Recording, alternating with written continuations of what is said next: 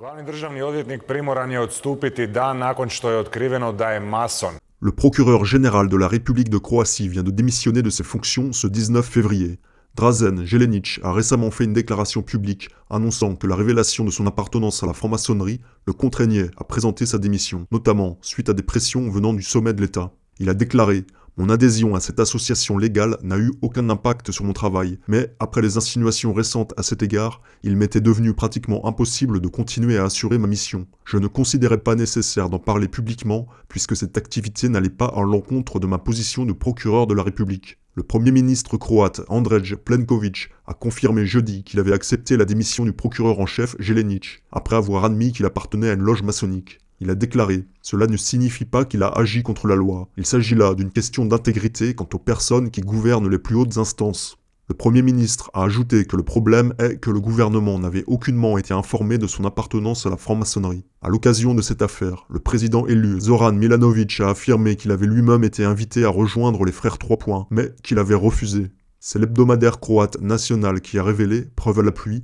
que Jelenić était un franc-maçon qui a volontairement gardé le secret de cette affiliation à la loge. L'ex-procureur a tout d'abord nié appartenir à une organisation secrète en affirmant qu'il ne s'agissait là que d'une association civique déclarée, conformément à la loi. Puis il a finalement déclaré aux médias qu'il avait reçu l'initiation maçonnique le 8 mars 2018 et, un mois plus tard, il était nommé à son poste de procureur de la République. Il faut savoir que les hauts responsables croates sont tenus de déclarer leur appartenance à des associations ou organisations auprès de la Commission pour les résolutions des conflits d'intérêts, chose que Jelenić n'a pas jugé bon de faire.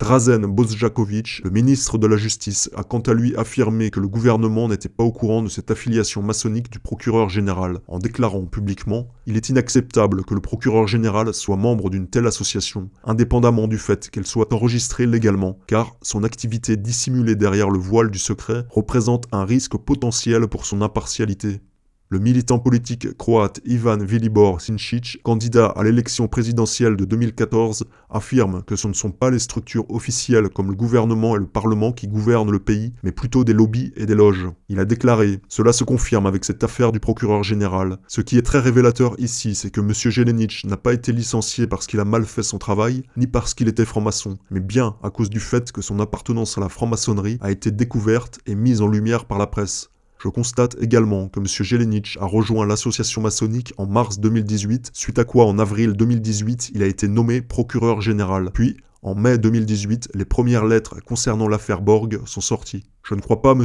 Bošnjaković ni M. Plenković lorsqu'ils disent « nous ne savions pas ». Ce n'est pas vrai. Je suis convaincu qu'ils savaient, et je pense que de nombreux membres d'importants partis sont également francs-maçons. Le pouvoir n'est pas dans les institutions, mais bien souvent à l'extérieur.